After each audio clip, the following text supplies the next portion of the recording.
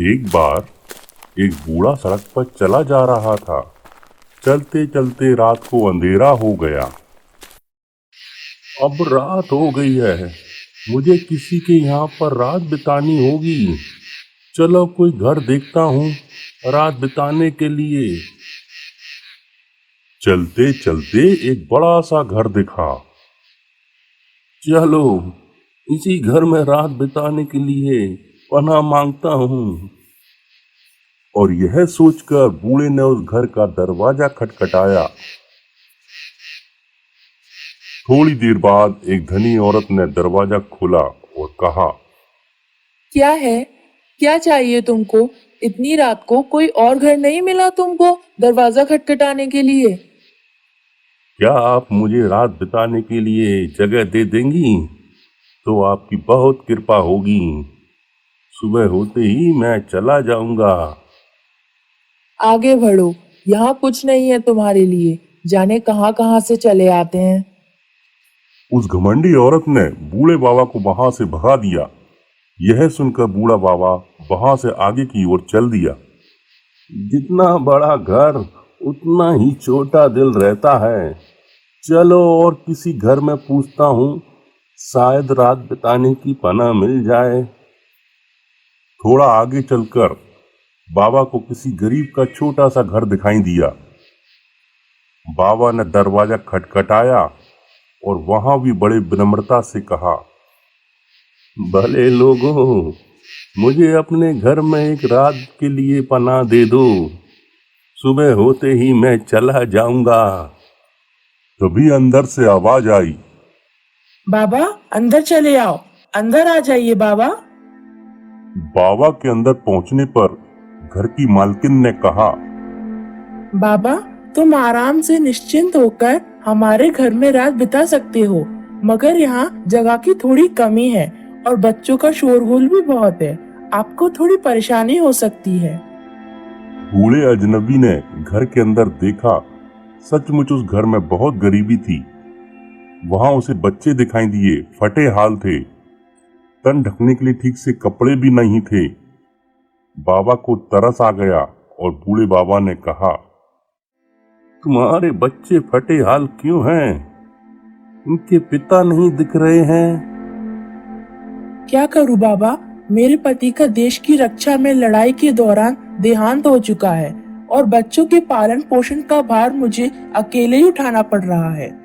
कपड़ों की तो बात ही दूर रही, हमारे पास तो खाने के भी पैसे नहीं है। जैसे तैसे गुजारा करते हैं। उस औरत ने रूखा सूखा जो भी खाना उसके पास था रात को बच्चों के सामने रख दिया और एक थाली बूढ़े बाबा के सामने भी रख दी और बोली, बाबा मेरे घर में जो रूखा सूखा है आप भी खा लीजिए।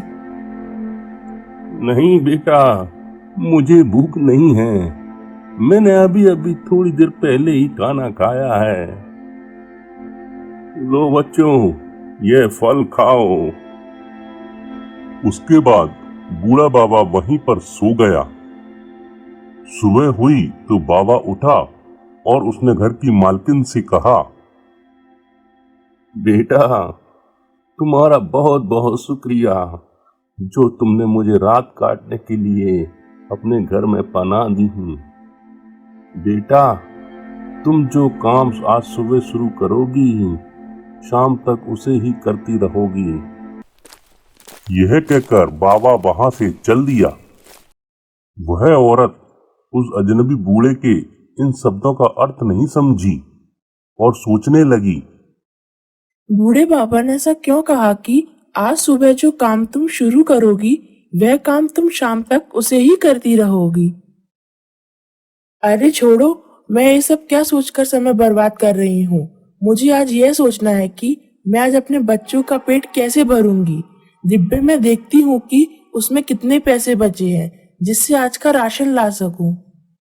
यह कहकर उसने डिब्बे से पैसे निकालने शुरू करे तो एक सिक्का, दूसरा सिक्का, तीसरा सिक्का, चौथा सिक्का। वह डिब्बे से पैसे निकालती जा रही थी और डिब्बे से पैसे निकलते जा रहे थे। ऐसा करते करते उसके पास पैसों का ढेर लग गया, परंतु डिब्बे से पैसे निकलना बंद नहीं हुए। सारा दिन वह डिब्बे से पैसे निकालती रही और पैसे निकलते रहे। शाम हो गई। शाम होते ही डिब्बे से पैसे निकलना बंद हो गए। अरे बाप रे, इतने सारे पैसे! तो यह मतलब था जो उस बूढ़े बाबा ने सुबह बात कही थी, उन शब्दों का यह मतलब था। उसी शाम जब वह औरत खरीदारी करके वापस आ रही थी, तो उसी समय वह घमंडी औरत उसे रास्ते में मिली। अरे, आज इतनी सारी खरीदारी की है, इतना सारा पैसा कहाँ से आया तुम्हारे पास? तब उस औरत ने अपनी पड़ोसन को सारा किस्सा सच सच बता दिया और कहा, अब हमारी गरीबी मिट जाएगी। हाय राम, मैंने उस बूढ़े को अपने घर में रात क्यों नहीं बिताने दी? उसने तुरंत घर जाकर अपने नौकर से कहा, जल्दी जाओ, उस बूढ़े भिखारी के पीछे जाओ और उसे ढूंढकर वापस लाओ। और हाँ, अगर तुम उसे लेकर नहीं आए तो तुम भी इस घर में कभी मत आना। यह सुनकर नौकर सरपट दौड़ता हुआ उस बाबा की तलाश में चल दिया। अगले दिन वह उस बूढ़े बाबा से जा मिला। बाबा, हमारी मालकिन ने आपको घर पे बुलाया है, चलिए बाबा। मुझे नहीं जाना उस घर में जहाँ किसी का सम्मान नहीं किया जाता हो। बाबा, अगर आप मेरे साथ नहीं चलोगे तो मुझ गरीब की नौकरी चली जाएगी। यह मेरी नौकरी का सवाल है। दुखी ना हो बेटा, चलो मैं तुम्हारे साथ चलता हूँ। थोड़ी देर में बाबा और नौकर उस धनी औरत के घर पहुंच जाते हैं। यहाँ धनी औरत पहले से ही अपने फाटक पर खड़ी होकर बेसब्री से उनके लौटने का इंतजार कर रही थी। आइए बाबा, आइए, आप ही का तो घर है। आप बैठिए, मैं आपके लिए खाना लगाती हूँ। आज रात आप यहीं रुक जाना। धनी औरत ने बाबा के लिए अच्छे अच्छे पकवान बनाए और बढ़िया सा बिस्तर लगाकर कहा, प्यारे बाबा साहब, अब आप आराम करो। वह बूढ़ा बाबा धनी औरत के घर में 3 दिन रहा और वह खाना खाता पीता और आराम करता।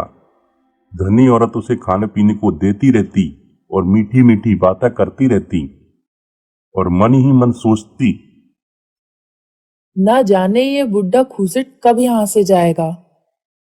मगर वह बूढ़े को निकालने की हिम्मत नहीं कर पाती, क्योंकि ऐसा करने से उसकी सारी मेहनत पर पानी फिर जाता। चौथे दिन सुबह ही बूढ़े बाबा वहां से चलने लगता है और उसे विदा करने के लिए वह धनी औरत घर के बाहर दरवाजे पर खड़ी हो जाती है और बूढ़ा बाबा वहां से जाने लगा तो उस अमीर औरत से रहा नहीं गया। उसने बाबा से पूछ ही लिया, मैं क्या करूं बाबा, मुझे यह तो बताते जाओ। बूढ़े बाबा ने उसकी ओर देखा और बोला, तुम जो काम सुबह करोगी वही काम शाम तक करती रहोगी। यह सुनकर वह औरत भागकर कमरे के अंदर गई और उसने जैसे ही रुपए का डिब्बा उठाया तो उसे एक जोर की छींक आ गई।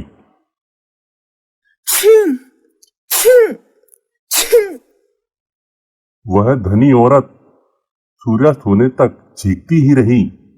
जब सूर्यास्त हो गया उसके बाद उसकी चीख बंद हुई। चीखते चीखते उसकी हालत खराब हो गई। उस ईर्ष्यालु धनी औरत को अपने किए का फल मिल चुका था।